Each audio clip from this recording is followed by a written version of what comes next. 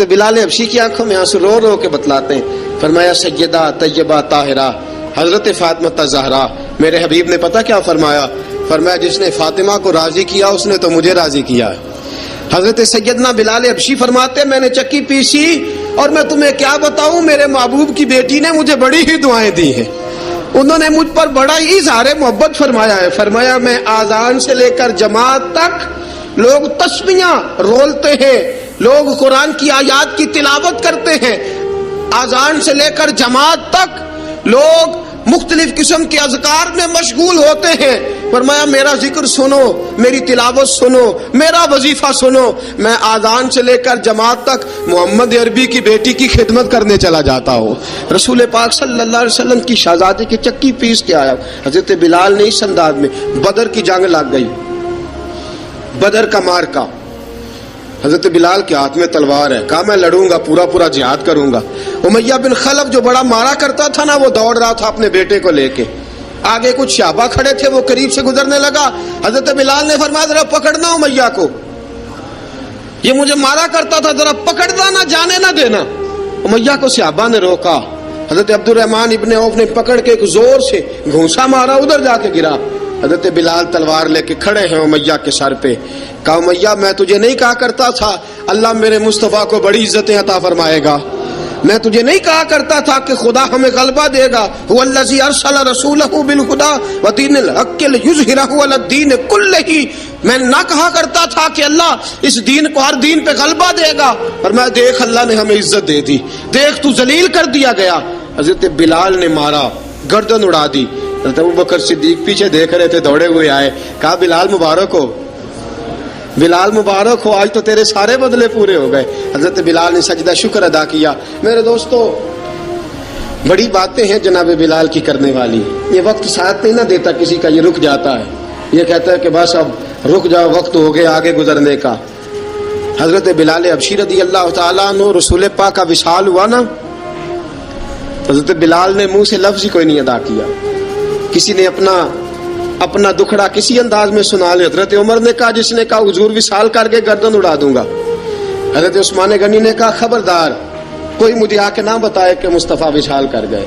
حضرت علی المرتضیٰ رضی اللہ تعالیٰ عنہ نے فرمایا نہ بھائی میرے مصطفیٰ پر تو موت آتی ہی نہیں، جس طرح عام لوگوں پہ. سب لوگوں نے اپنے اپنے اظہار کر لیے نا، بلال نے کسی کو دکھ بتایا ہی نہیں. ایک کونے میں بیٹھ کے نا حضرت بلال اکیلے آنسو بہاتے رہے، کسی کو بتایا ہی نہیں، اکیلے روئے. ایک شخص کہنے لگا یار بلال بولتا نہیں. کہا نہ بلاؤ اسے. عصر کی نماز کا وقت ہوا نا، تو وہ بلال جو کعبے کی چھت پہ بغیر سیڑھیوں کے چڑھ گیا تھا، وہ بلال جو کعبے کی چھت پہ بغیر کسی سہارے کے چڑھ گیا تھا، اس بلال کو کہا کہ بلال چڑھ ذرا، آذان پڑھ، مسجد کی چھت پہ چڑھ جا. حضرت بلال کئی بار چڑھے اور کئی بار گرے، کئی بار چڑھے اور کئی بار گرے. حضرت بلال حبشی رضی اللہ تعالیٰ نے آواز دی، کہا سلمان میری مدد کرنا، میری مدد کرنا. اب مجھ سے چڑھا نہیں جاتا، اب مجھ سے جایا نہیں جاتا. جناب سلمان فارسی نے بھی سوال نہیں پوچھا کہ بلال تو بیمار ہے، یہ نہیں پوچھا.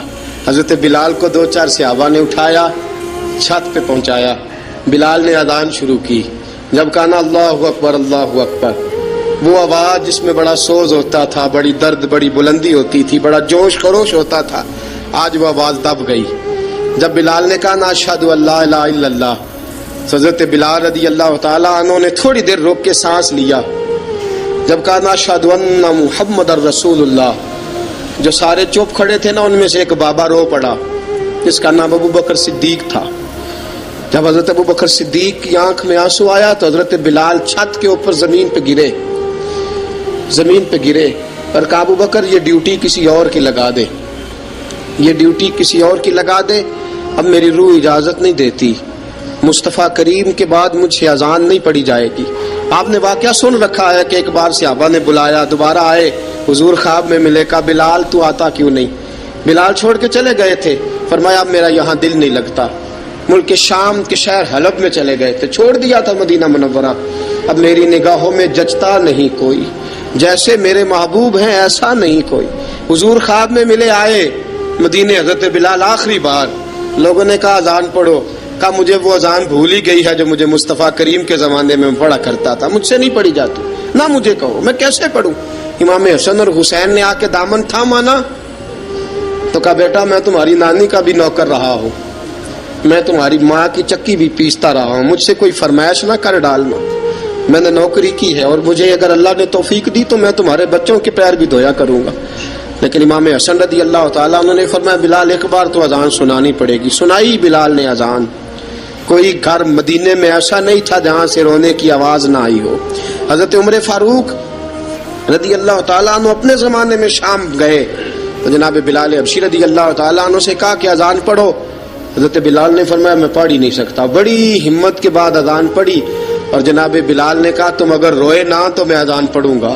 رونا نہ، وعدہ لے لیا۔ حضرت عمر تو نہ روئے لیکن معاذ ابن جبل نے رونا شروع کر دیا۔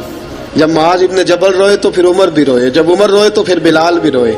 وہ اذان اشہد ان لا الہ الا اللہ تک گئی، رسول پاک کے بعد پھر اذان اس سے آگے بڑھ نہ سکی۔